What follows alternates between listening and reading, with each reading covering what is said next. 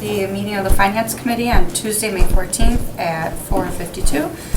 Roll call, we have Alder Johnson, Alder Hinkfist, Here. and Alder Galvin.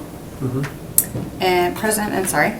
So, C, approval of the agenda. So moved. Second. All in favor? Aye. Any opposed? Motion carries. Approval of the minutes. Move to approve. Second. All in favor, say aye. Aye. All opposed, or any opposed, say nay.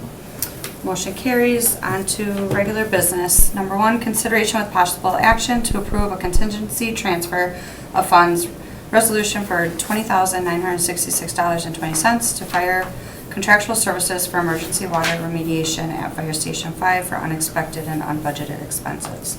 Staff? Sure. I think I will turn it right over to the fire department. So you all probably received a memo from Chief Knott. If you didn't have a chance to see it, I'll recap a little bit of what's in it, but it is available for you. We had the incident at Fire Station number 5 where there was a water main break right outside the building, washed out part of the driveway, and also then allowed free-flowing water and a significant amount of dirt into the apparatus bay. This is also the station that flooded a lot more than that a few years ago, so I had a little bit of PTSD from that, but it was luckily able to be stopped right at the apparatus floor. It did require a fair amount of cleanup and to get things back up and running. Our facility budget for 2024 is almost depleted already for the entire year, budgeted at $50,000. This expense being $20,966 is a pretty significant expense, so we're requesting that money comes out of the contingency fund. What was the other 50,000 spent on? That is the money that goes to maintain and do any maintenance or repair work at any of our facilities. So out of all of the fire stations in the shop, any of the work that needs to be done there. There are various items. It could be things from garage door repairs, HVAC repairs and maintenance and so on, in any of the stations. That's where that money all goes to. So if that money's all gone already, we're not even halfway through the year. It seems like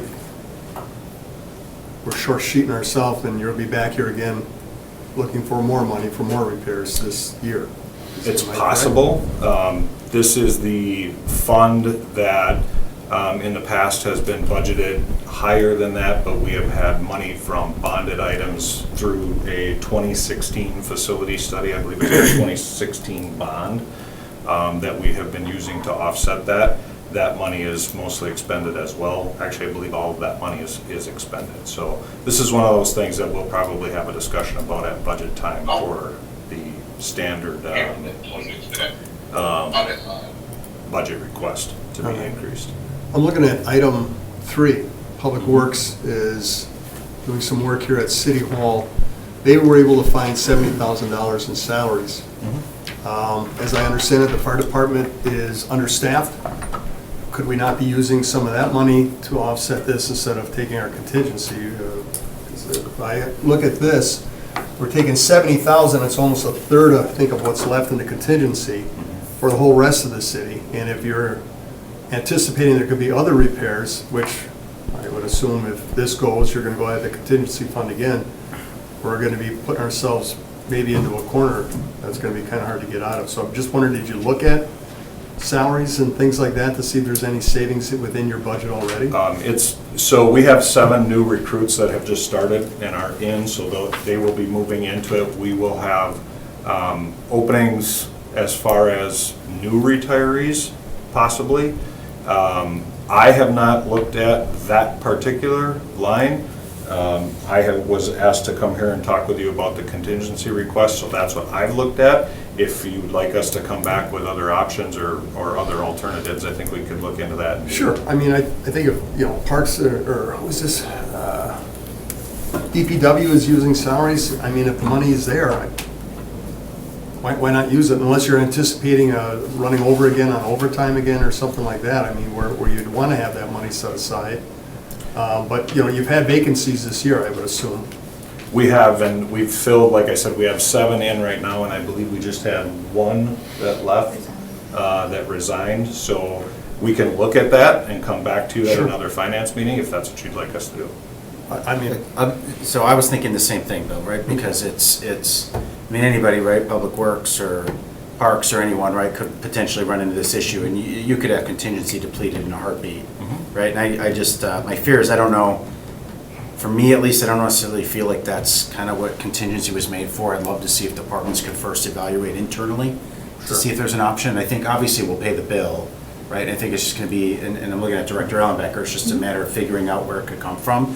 So I would be comfortable like holding this. Sure. Until the next finance and just allow you the opportunity to internally reflect on maybe where there might be some opportunity. Sure. Because I want to be fair to other departments too, right? Because it would have been very easy for Director Grenier to default to contingency as well. You know, and you know, at least from the proposal in front of us there, you know, he came up with a solution. I like you know, I don't want you to have to like, oh, we're not going to hire someone because we have to do Right. this. Right. Right, like, but it's, if there's an ability to analyze and see if there's, you know, a place where this could be found, I'd like that to be the first path. Sure. And, no, I understand, and as I said, we can take a look at that, and we can bring that back to the next meeting if that's what you'd like us to do. And it doesn't have to be just salaries, right? It could be any of your other accounts too. Sure. That maybe you've noticed you're trending in the positive direction. Absolutely, yeah. yeah.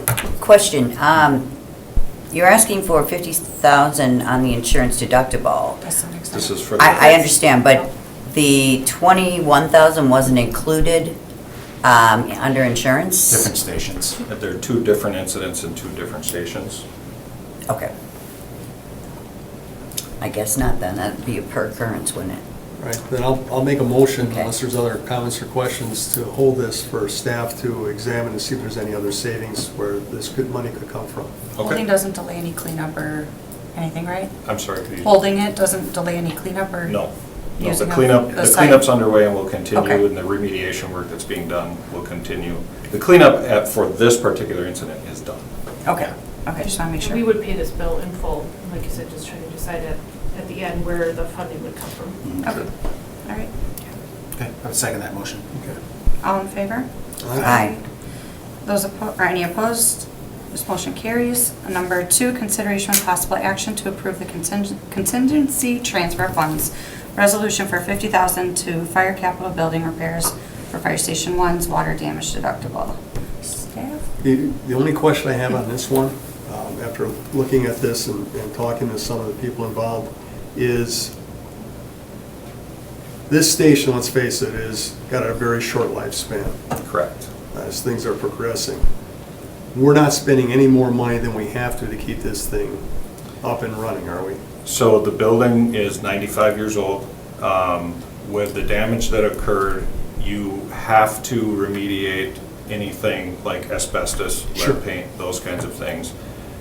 That is what these repairs are doing. Is Okay. remediating, taking out any asbestos, taking out any lead paint, any other issues that they find that we would have to address, Right. and then repairing it to a usable, we're not making any improvements, Right. any changes.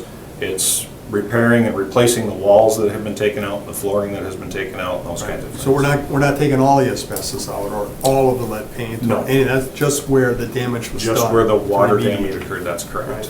Because from what I'm hearing, this building, if it's ever eventually sold, I don't see anyone being able to do anything with it because they'll have to do the entire building as you're talking about. If they do significant renovations to it, yes, they would be required to remediate all of the asbestos and lead paint as well. All right, thank you. That's how I understand it. I'm Right. not- Okay.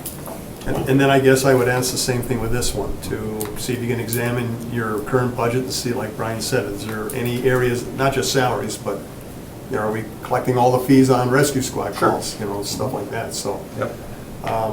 So unless anyone else has other comments. Yeah, I was just going to ask because I didn't see, I recognize this is the deductible, but I didn't see what the total damage estimate was. We don't have a total damage estimate yet. Okay. We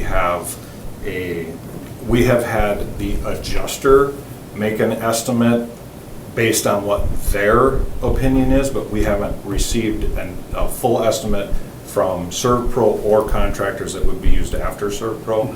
ServPro is still finding things that need to be, like finding certain asbestos tile, certain lead paint, locations with lead paint and so on that maybe they didn't know about to begin with. When you're in that remediation phase, it's kind of normal when you're finding the issues yet to not have a full picture. The insurance adjuster did estimate approximately several $100,000 potentially, but that all depends on what's found. So. Is the intent to Not occupy sure. the space again after? I think those discussions really ultimately will have to happen when we know what that actual final dollar amount looks like, because at some point, it may not make sense, and we may have to do something else, but. Yeah, if and that's why I'm more possible- inclined to do a hold on this one as well, because I'd love to understand the full scope of damages. Because, I'm not even opposed to saying, maybe you don't fix it at all. And at some point, the remediation work, now that it's been identified, does have to be done. Because Okay. if you hand the building off to someone else, you can't hand them that hazard. That's how I understand it, right? So Well, unless you disclose it on a real estate. that may be, that isn't entirely my Sure. realm, right? But I do know that the conversations we've had is that we do have to do some level of the remediation work based on what we found. Yeah, and the only reason I bring it up again is recognizing, right, we're trying to create a new solution. Clearly, you've got a temporary one in place. And it's, to me, if a developer's gonna come in on this, they're probably gonna do a complete rehab, right? Which means whatever you're patching up right now, they're probably gonna undo. It's entirely possible, yes. Yeah, so it's, I'm comfortable with a hold until like more information's made available. Sure. Yeah. All right. So the hold will be for them to look for savings within Yeah, the budget, evaluate and it, then also you want more information on the damage. Yeah, so I think, do you think by the next meeting in a month or so, that you'll have more information? I think we will have some more information. I don't know exactly how much we would have in that amount of time. Okay. So there's, part of the issue now is the contractor is working on the remediation side of things. Once they're done with that, then it all kind of switches to general contractors and getting general contractors in and being able to give you an estimate, a timeline and so on when they're kind of at the height of their season. I'm a little concerned about how much that might take. So I'm not entirely sure how much of an update we would be able to provide, but certainly we'll know some more. So this isn't like, you're using ServPro, right, which is, I mean, they're more of a, like you call them when you have an emergency situation now, right? But And- this is not a ServPro type of, They're being used right now until we get past the remediation stage for the Yep. lead and the asbestos. Then that will stop and we will move into a phase where you would use general contractors to do Understood. that and no longer use ServPro or for an emergency service. right, okay, that makes sense, good. The following meeting is June 18th. Does it make sense to hold it till then to give you guys about a month? June The- June fourth. After the, Oh, I'm saying after the to, fourth. instead of hold it for 2 weeks. Yeah. Hold it till the June 18th meeting to give you guys an entire month. Yeah, I mean, I'm okay with that, if you're okay with that. We're comfortable either way. If you want to hold it till June 18th, that's fine. Yeah, let's do that. Okay.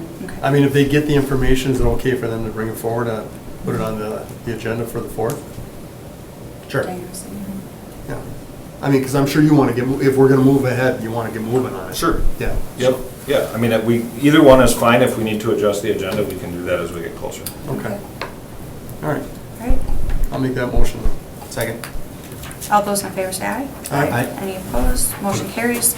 Number 3, consideration with possible action on a request by the Department of Public Works for a budget amendment transferring $70,000 from salaries to materials and supplies to fund necessary office space renovation for the 3rd floor of City Hall.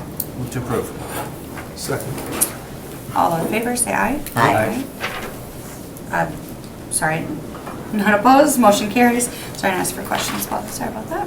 Number 4, consideration of possible action to approve the Green Bay Press Gazette as the official newspaper of the City of Green Bay for June 1st, 2024 through May 31st, 2025. Funding source is the annual operating budget.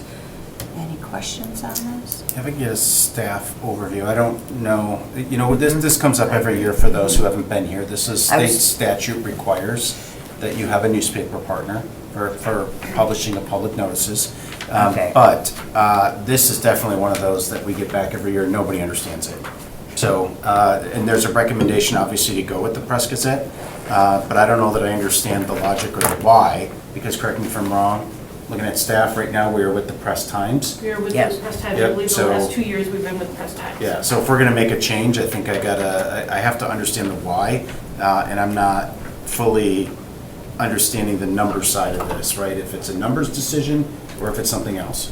Would like to turn it over to our purchasing manager. Yeah, please. Would you like to come up and explain how we got there, the process? Quick question, everybody. Our editor's trying to listen on Zoom and along with our office manager, and they say they can't hear anything. Is there a limit there? I will. That happened last time. Yeah. Joanne, are you able to hear us now? Yes, I've been able to hear for the past 10 minutes or so. The first 10 minutes or page so on we there were is not. the She did send out, I had got a summary. message saying, okay, thank you, Joanne. I'll talk about Yes, you're that and welcome. explain that. Is this what's on our computer? Nope. No, bid summary isn't in your packet. We don't usually divulge that for public records until after approval.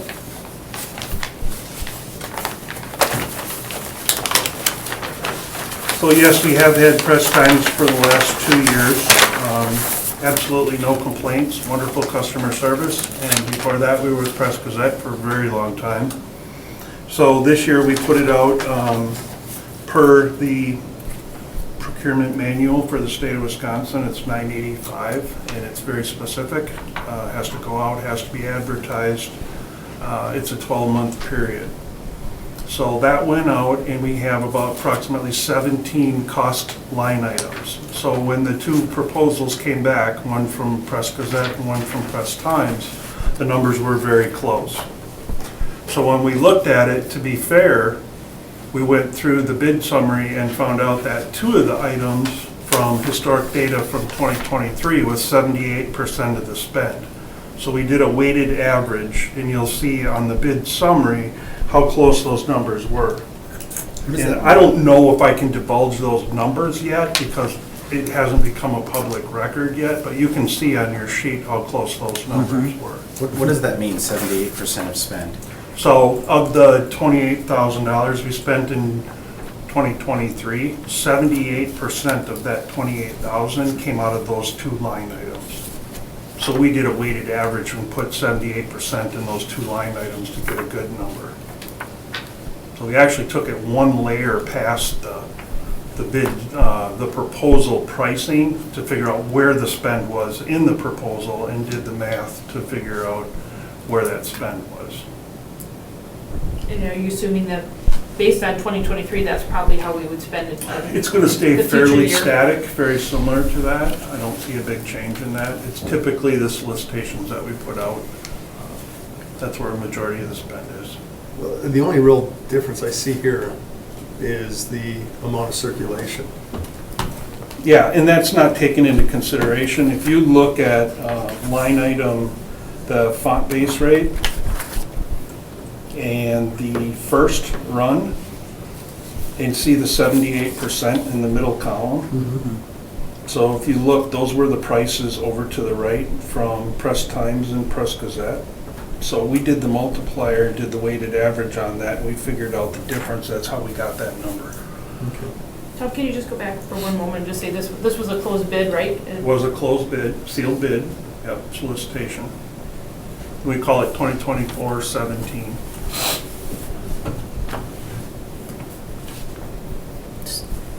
Want to back up just a minute? So this is where we put our solicitations? What? Explain to her what a solicitation is, what kind of, what information would go? Yeah, I mean, if we have to name the Press Gazette, You would have your resolutions from the common council would go out there, your public meeting notices would go out there, your bid document, like if we have a public bid that information, the state statute requires you to have it one official newspaper, you have to name them, and that is a paper that you were supposed to put the majority, you're really supposed to focus on, that's where your, all your bids are supposed to be, or your public solicitations. And the papers have to be certified, so through the state of Wisconsin, they have to get registered, so they're registered annually to be a provider. And we have Press Times and Press Gazette, those are our two options. So if you go through your packet, you'll see what that solicitation looked like. That would be the second page, and then the proof of publication, the affidavit. And then from the results would be the intent, the Press Gazette bid. The next item would be the email to Press Times, because we have a very good working relationship, and Mike is here tonight, and I'm hoping you allow him to speak his piece also. And then you have the Press Times quote, and then the citations behind it, the 985 and the Pro 601. So this process is very restricted. We have to follow it to a T. There's guidelines in place, so there's a lot of flexibility on it.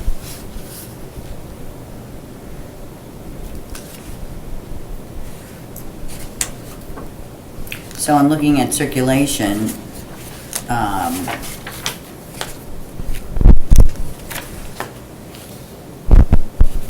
That's not a weighted in the average.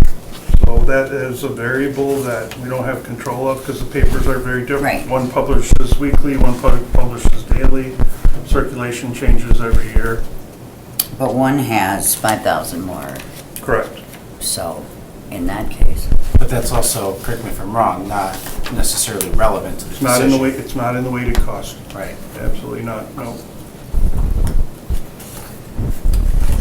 Because they are pre-qualified with the state, regardless of the circulation, they're qualified to be able to do this. So you know, the circulation was only 1,000 compared to If they're 13,000. registered in the state and approved. Doesn't matter. doesn't- yeah.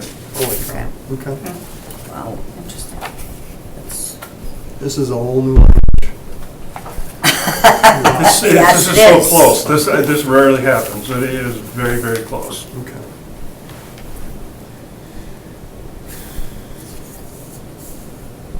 Any other questions or motion open the floor? Motion to open the floor, but maybe stay close. Okay. Yeah. Second. All those in favor say aye. Aye. Floor is open.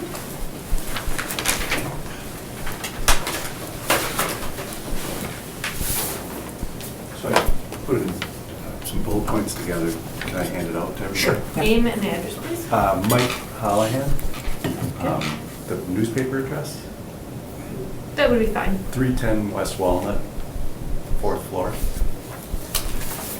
Thank you.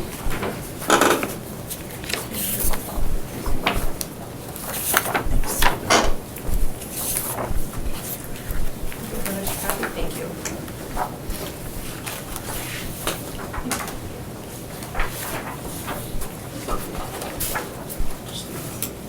Okay, appreciate you opening it up to let me talk a little bit here.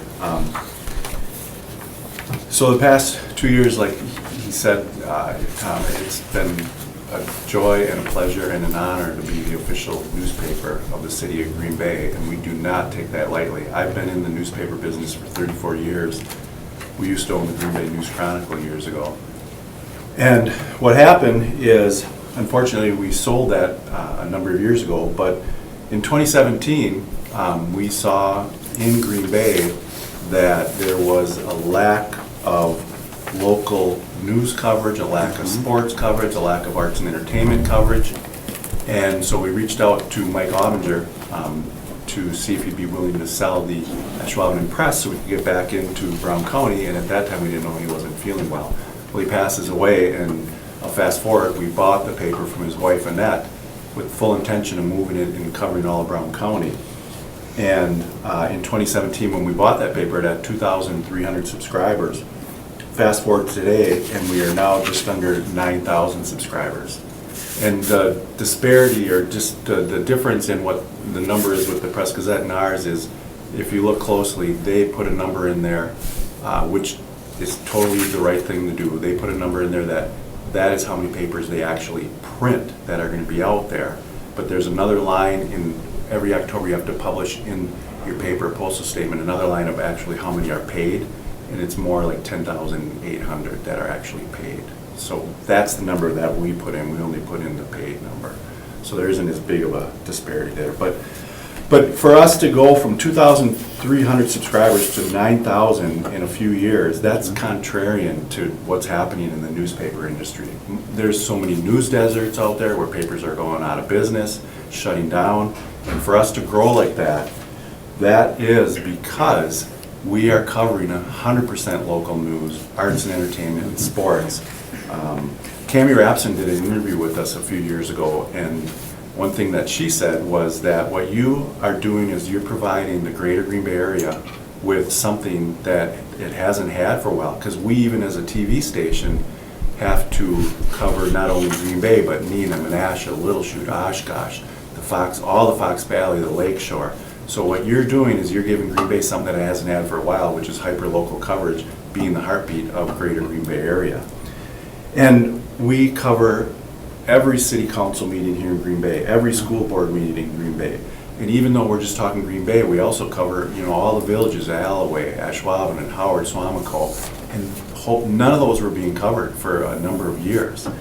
And high school sports is another big thing that we're doing. High school sports, we cover the whole season, every weekend, every weekday, not just the main sports, but we're covering lacrosse, we're covering swimming, and not just state championships. We're covering the whole season. And that's been huge. And then also we're family owned. We're based here out of Green Bay. I'm a part owner. The majority owner is Pat Wood. His father, Frank Wood, was the original owner of the News Chronicle. But we are based and family owned in Green Bay. And my hopes are that the city of Green Bay, when it chooses its official newspaper, would want a newspaper where it's based out of Green Bay. We're family owned, because we all talk about the mom and pop businesses and how it's a struggle. And we're one of those mom and pop businesses in a way. We're also filled with a ton of local advertising. If you haven't picked up a copy, we consistently have a lot of local businesses that do advertise in the paper. All the money that is spent it stays here in Wisconsin. It doesn't get sent to New York, it doesn't get sent to Japan. 100% of it stays here in Wisconsin. And we intentionally integrated into, I'm from Green Bay. I grew up on the west side of Green Bay, and I love this city. And to have the opportunity to do what we're doing with the Press Times is, I don't feel like I ever work.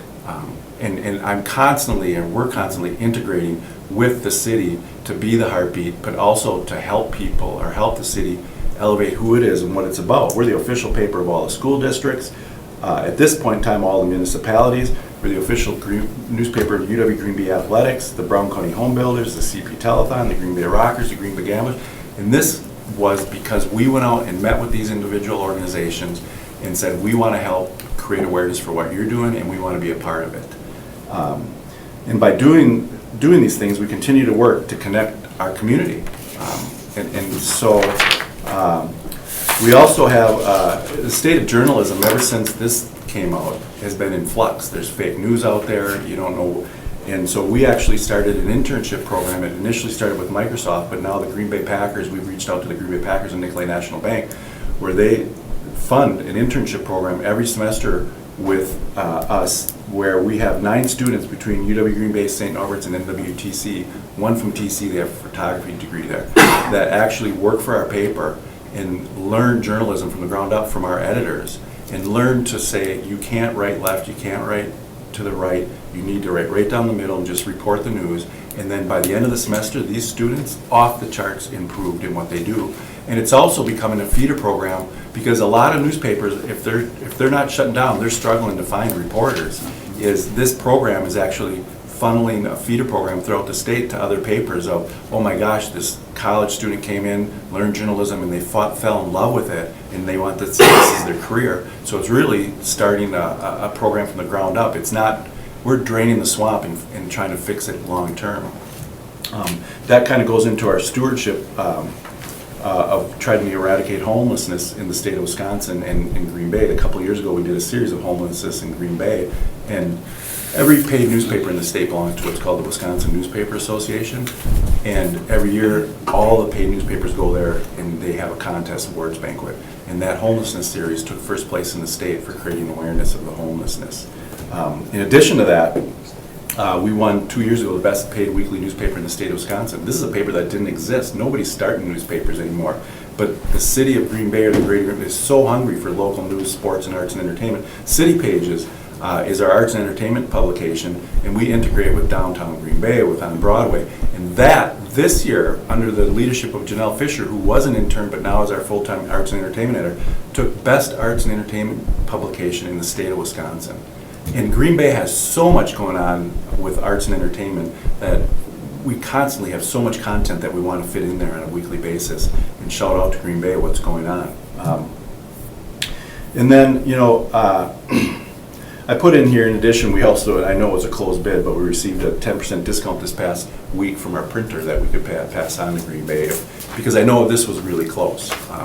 But that being said, with this being close, monetary-wise, the hopes are that there are a lot of things that go into being the official newspaper of the city of Green Bay. And my thoughts are, I'm hoping that you see that what we listed here, there's more than just, the dollar amount. And it was, with it being so close, the hopes are that you choose a locally owned paper that's based out of here in Green Bay that is integrating into the community and trying to be the heartbeat of this city, because it deserves it. That's it. Thank you. If any questions? Yes, electronic. That's how I get my papers. Does that count as a subscription? When you subscribe, you get unlimited electronic. And I'm actually glad you brought that up. We're working on a new deal with a new website company on our back end, where we're going to start getting real aggressive of being daily online, weekly in print, where you get your print product on the weekend in your mailbox, where you can sit on your back deck and sip your coffee or your lemonade, and the paper becomes more of a weekly news magazine of what's going on in the greater Green Bay area. And then what you do online is you go to a girls' soccer game on a Tuesday night, and you put that story up right after the game or Tuesday morning, but then you video the girl that got a hat trick and put her online with a video. And so we're really going to start ramping that part of it up in July.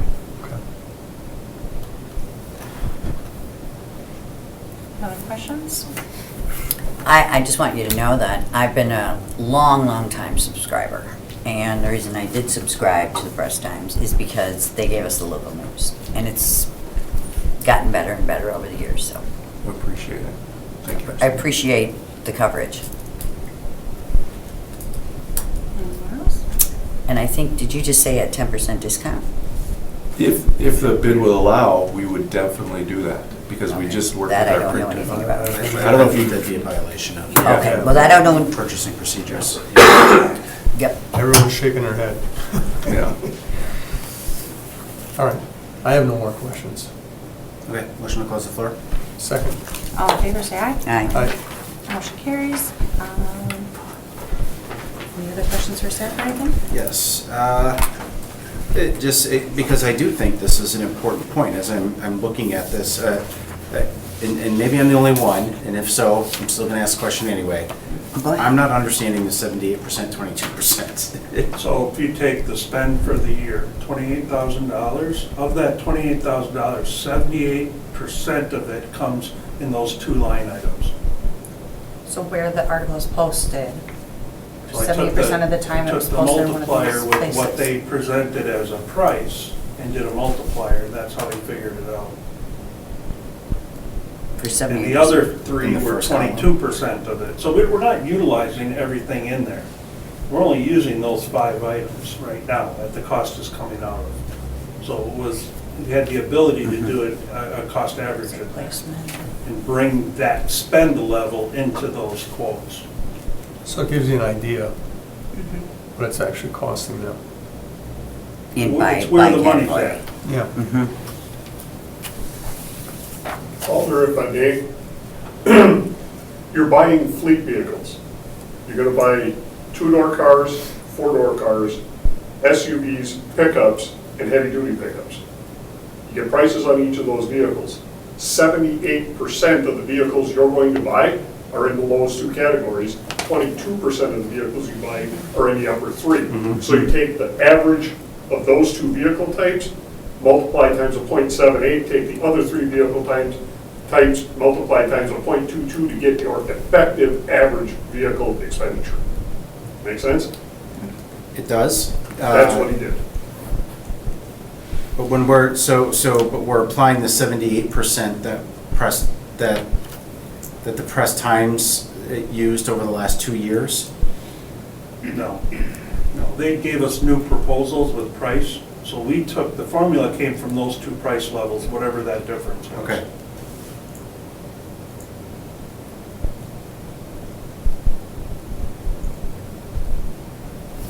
What are the requirements for purchasing? I don't know. I move to approve press times. I'll second it. I'm going to say, I like the Press Gazette, I like the Press Times, I subscribe to both of them. I know people with both organizations, but I guess the thing that I like the most is that it's local. It's local. And Lori Russell. That is loud. I gotta get used to this. I'm not used to it. so there's not a lot of difference between the two quotes, but I'm going to give the push to the Press Times. I agree. I like the Press local. Times. Press Yeah. Times. Not the Press Gazette. Correct. So that was his motion. Staff is making a recommendation exclusively in this, right? Yes. And I think what we're doing as a committee is weighing and, some other factors, right, which we, I believe, have the liberty to do. I was gonna say, can I ask the purchasing manager to explain what a closed bid is versus an RFB versus an RFP? And this was an RFB, correct? What's Right. that? It's for a bid. So it's strictly price. An RFP would take into consideration the different things he's doing within the community. This is just strictly price. Right. And this is the way the state says we have to do it. Oh, So we're following their guidelines. Now, keep in mind, this is a 12-month period. Next year, he's got another opportunity. You're not following guidelines. So we don't follow State guidelines? statute. I am looking at 985.06. In second, third-class cities, by requiring the delivery of bids in writing sealed at the clerk's office by 12 noon, first Tuesday in May. That already get open. No bid other than from a newspaper legally invited to bid or from more than the legal rate of like work shall be in any effect. The paper making the lowest effective bid for the city's legal notices shall, not will, not may, shall be awarded the contract therefore. That is direct quote from 985.06 sub 1 state stats. So we don't follow that, does the chair get cited, or the one that I'm made just the here to give you motion? advice. But No, the and I appreciate legal- that. I did not know I did that this not was an realize It is RFP. statutory. Yeah. So really, our hands are tied by the legislatures. You are correct. It doesn't allow us to do an RFP, then we could take into consideration all those other variables when we do our evaluation. This isn't that way. This is price. I think that's too bad. Well, we are putting our legal notices in the Press Times, aren't we? We are currently. They had the lowest price previously. Last year. This year, they do not. Okay. And state statute says we really have no choice. So that's the other part of why I wanted to better understand the 78% apportionment, right? Because if we had used a different number, 76, 75, whatever, would that conceivably change the outcome here? Perhaps. But that 78% is based on Yes. what we spent in Right. 2023 specifically, Right. right? So it's the most recent.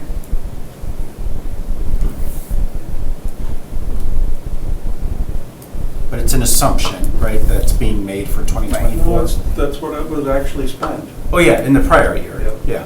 We don't know going forward. Right, It's right. going to be very similar. Yeah, and that's what I mean by Can't the be assumption, changed. is looking forward. It's going to be fairly static. Legally, are we only allowed to look at 2023 expenditures to calculate this? Or can we look over the last 5 years, what these numbers would look like? Not to make things To where the difficult. spend is, Like how the percentage of spend for each year over the last 5 years, to see if that Yeah. fluctuates a lot. we could, we haven't really changed anything. Okay. Uh, Probably not worth it, is what you're saying. I don't think it's going to give you any information. Yeah, just to jump on board with what the procurement manager is saying is, at this point, you have two vendors and they have a price per line, and in some cases might be higher, one's higher than the other, there has to be a way that you can put a factor in and try to determine which one overall spend, we believe, is going to be less for the next year. And using actuals for 2023, making the calculation using all these different variables, that is how the numbers had calculated out. But that is not necessarily defined by state statute. And that I'm not 100, well, I know the statute's in your packet, and Yeah, 985 says use cost, and that's cost. We're defining what that cost is and where it is in those line items.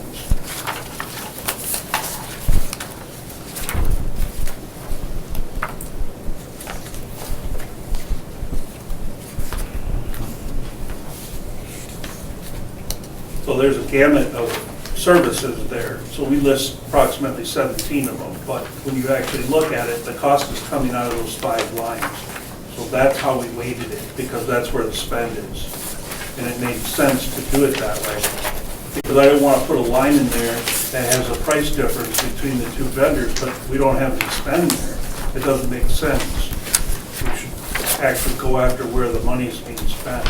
So that's how it was done.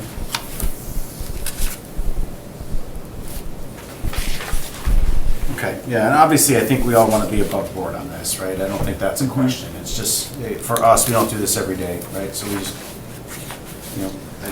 I want to make sure that I'm understanding sort of the assumptions maybe that were perhaps put in there, how we came to those conclusions.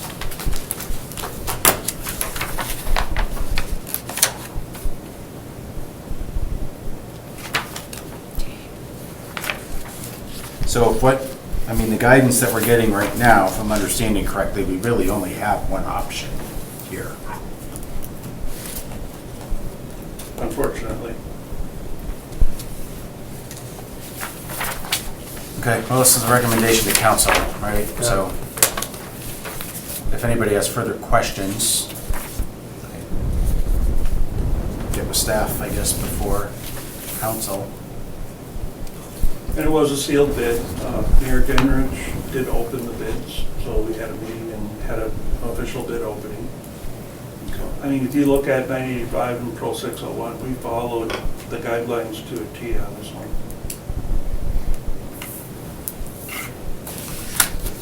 Did you want to move forward?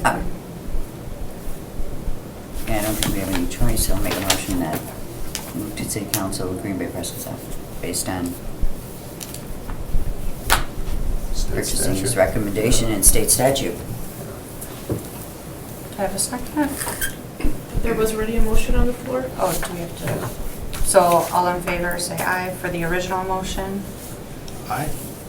All opposed, say nay. Nay. And vote. So we, The motion. okay. original motion was I know, but I thought that times. got pulled off. Well, you'd have. We have to vote Still vote on still. it, so yeah. Procedurally, you have to dispense. So the with motion on the floor is whether or not a motion to approve Press Times as the official newspaper. Right now, the vote is 2-1. Yes. or 2-1. So you're approved. No, I'd approve it, if we So we're can. 2-2 So now then. you're 2-2, so you have no recommendation. Right, so it fails. So it fails, so now you have to Majority. come up with So- another motion. Entertain your Did you- motion. Reluctantly, motion to approve the bid as received from staff. Do I have a second? Second. All those in favor say aye. Aye. All those opposed, say nay. Nay? Motion carries 3-1. Can we go over to the item? Yeah, I think you don't have an agenda item on the floor, so there's nothing to open the floor to. I mean, it goes as a recommendation to the full council. Meeting's on next Tuesday at 6 o'clock. That helps. Okay, so on to letter F, informational, the annual assessor summary that was shared at the Board of Review and provided by the assessor. Correct. I believe we were asked by, I apologize, I forget who asked me to, but they said this was good information and they thought that this should be shared with the finance committee. It's really just a informational item and thought it would be good to be shared. Is this this isn't the same information, is it, that we requested to come back to us annually? No. No, this is not the request that you had asked for. Can you explain some of this? I mean, I get the permit stuff, but, Thank you, Tim. I guess the sales data makes sense. The sales trending, I didn't quite understand.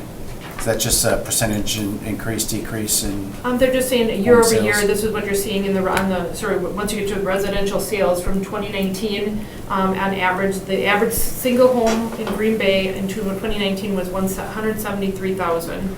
By 2020, it went up another 11% to 192,000. It continues to go up. 1/1 of 22, or the 22, is when we had a revaluation. And since then, after that, it continued to go up another, that went up 8% as we got into 22, and now that we've gone to 23, the average home has gone now to $262,000, or up another 12% since we have done a revaluation. Okay. And I remember actually when I looked at this, the one thing I didn't maybe understand was the assessment to sale aggregate ratio. That sounds like something an economist would write. Does anybody else know what that is? That is your difference between your market value and your assessed value. That It is our is, ratio, okay, correct. okay. So to be within the standards, you have to be 10% over or under of 100%, so you have to be within 90%. Okay, so that is kind of the data that we were looking for here. Yes, it is. And again, that would be correct. This is, what we're seeing is, as of when 1/1 of 22, the assessors were shooting for 100% of the market.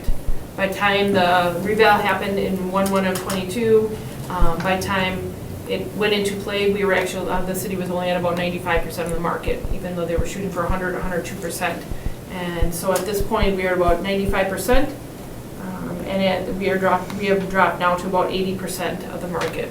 So then you have 3 years to cure and get back to within 10% of 10% over or under of 100%. So you have 3 years to cure. So that is part of the reason why we will do a reval if you do reval every 3 years, you will at least be in compliance with what the state statute requires. But our policy is 5 years, right? Correct. And again, for anyone understands the 80%, what that means is your assessed value is really 20% off of market value. So the market value is about 20% higher than what your assessed value is on average for the city. Yeah, and the policy is, especially for Alder Hengfest who's new, and Alder Grant, you were around, I don't know if you recall, but it had been 17 years since we had done a reval. We were out of compliance with state law, so if we wouldn't have done it, the state would have. But what we had discussed is that it would be nice for this committee every year to see the data so that we could make a decision rather than not knowing what was going on. And so the policy we adopted is that it will be done at least every 5 years. In theory, council could order it sooner if this data was given to us. Now, that said, we did, I think, just authorize, ordering it up for Correct. the Right next now, time. right, we have just approved an agreement with our consultant to do a 1/1 of 27 revaluation. A revaluation still takes, on average, the one, because we hadn't done it for almost 17 or 18 years, it took about 2.5 years to reset all the market values of reset all the tables. The expectation is the next one will take about 2 years on average to get the revaluation done. So, yes, the council could ask and push forward to try to do a revaluation more often, but it does take time. So right now, the plan is, and the goal is, well, we will be doing a revaluation as a 1/1 of 27. I'm not sure we can move it much sooner. We could probably do 1/1 of 26, but that would be kind of a push, and we've already approved with our consulting firm that 1/1 of 27, we'd have to relook at that contract. And we actually put it out for a full bid for a reval as 1/1 of 27. Yeah, and the real negative consequence was for properties that did appreciate significantly in that 17-year period. I mean, some of them saw just very significant property tax increases. And it wasn't because of the budget or anything, it's because they were truly underpaying property taxes for 17 years and never had that adjustment. So if we did it more frequently, it wouldn't be such a shock. It was 17 years? Yeah. Because at some point, as long as you stayed within that 10% over or under, so we were as Okay. low as almost 20% 90-some percent, and then at some point it got up to about 107%, and then it came back down closer to 100, and then back below. So within 17 years, the state, we were never required by the state, and Okay. we were within 10%. We stayed with, the city stayed within the 10% and over those 17, 18 years until at the very end, when the reval was done as 1/1 of 22. So the city in aggregate stayed below it, right? But individual Right. properties Properties changed over changed quite a 17 bit, years. yeah. And those are the folks that really got hit hard, especially around the stadium area. Big time. Yeah. Okay, Any other this questions? is good data, thank you. One question, under net new construction, 3,319 permits, I'm assuming those dollar figures, residential net, commercial net, those are for the permits? That's an estimate of what, once that permit is taken, once that building is built, that's what the assessed value is estimated. When they put the permit in, they give an estimated value of what they think that building is gonna be worth. Okay. So commercial doubled, that's good. Any other questions? Motion to adjourn. Oh, do you not have to, okay. Do you have a second? F2. F2, 2024 contingency Oh. account, $240,350. Anything on that? No? Number 3, the next finance committee meeting will be held on June 4th, 2024 at 4:30. Motion to adjourn. Second? All in favor, say aye. Aye. Aye.